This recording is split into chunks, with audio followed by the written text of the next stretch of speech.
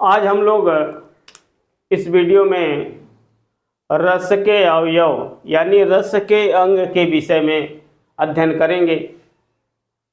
भरतमुनि ने अपने नाट्यशास्त्र में रस को परिभाषित करते हुए लिखा है, विभावानुभाव व्यभिचारी संयोगा दृष्ट निष्पत्ति, अर्थात विभाव, अनुभाव और व्यभिचारी भाव यानी संचारी भाव के संयोग से रस की उत्पत्ति होती है।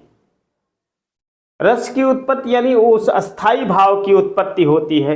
इस प्रकार से रस के चार अंग हुए। नंबर 1 अस्थाई भाव,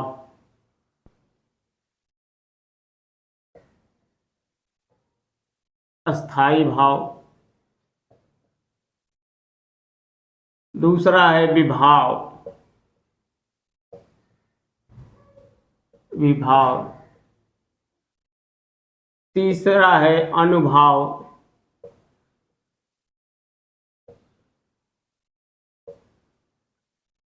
चौथा है संचारी भाव।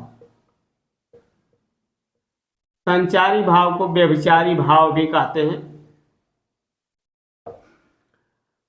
अब अस्थाई भाव क्या है? अस्थाई भाव, जैसा कि हम जानते हैं कि प्रत्येक रस के एक अस्थाई भाव होते हैं। अस्थाई भाव वह है जो प्रत्येक व्यक्ति के मन में अस्थाई रूप से सुषुप्तावस्था में विद्यमान रहता है।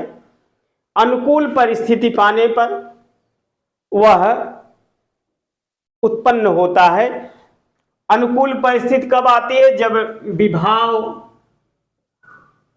विभाव प्लस अनुभाव प्लस संचारी भाव, संचारी भाव इक्वल टू अस्थाई भाव। अस्थाई भाव यानी विभाव, अनुभाव और संचारी भाव के संयोग से अस्थाई भाव की उत्पत्ति होती है। वही वह अस्थाई भाव है जिस रस का अस्थाई भाव उत्पन्न होगा। क्योंकि प्रत्येक रस का एक अस्थाई भाव होता है। जब जो अस्थाई भाव उत्पन्न होगा वहां पर वह रस होगा। तो ये अस्थाई भाव हो गया। इसके बाद अनुभाव,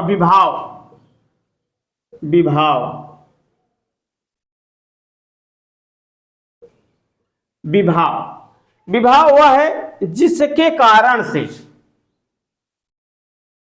जिस व्यक्ति, वस्तु या स्थिति के कारण स्थायी भाव की उत्पत्ति होती है, विभाव कहलाता है। विभाव दो प्रकार के होते हैं। नंबर 1 आलम्बन विभाव, आलम्बन विभाव।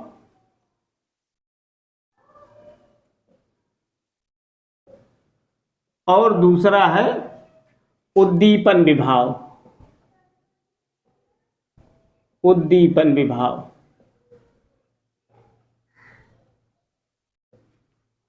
आलम्बन विभाव जिसके आलम्ब के सहारे, जिसके सहारे से स्थायी भाव की उत्पत्ति होती है। यानी आलम्बन विभाव दो प्रकार के होते हैं। एक आश्रय और दूसरा है विषय।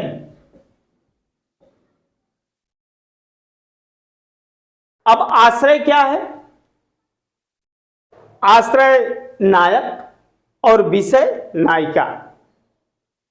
क्योंकि आश्रय के मन में ही रति यानी प्रेम नामक अस्थाई भाव की उत्पत्ति होती है। और किसके कारण होती है? नायिका के कारण। तो वो विषय हो गया। और उद्दीपन विभाव में क्या होता है? उस क्रिया को बढ़ा देता है। जो क्रिया चल रही है उस क्रिया को बढ़ा देता है, उसे उद्दीपन विभाव कहा जाता है। अब इसके बाद अनुभाव,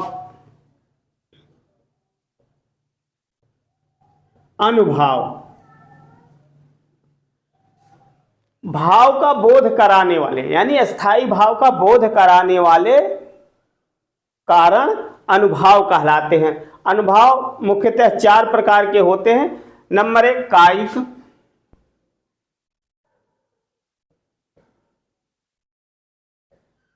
दूसरा है मानसिक,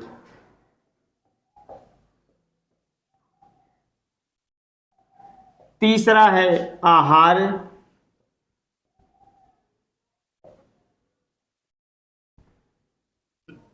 चौथा है सात्विक।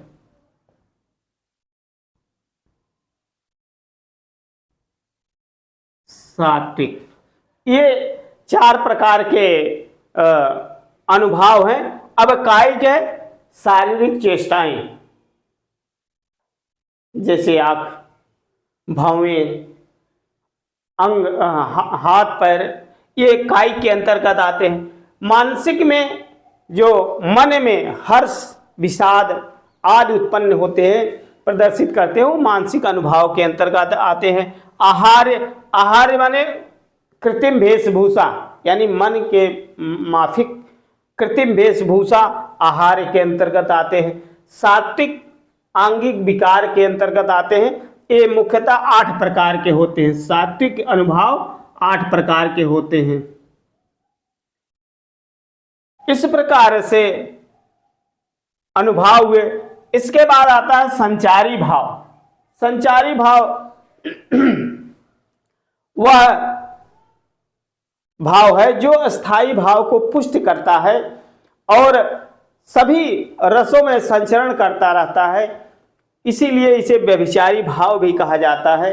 इसकी संख्या 33 मानी गई है, 33।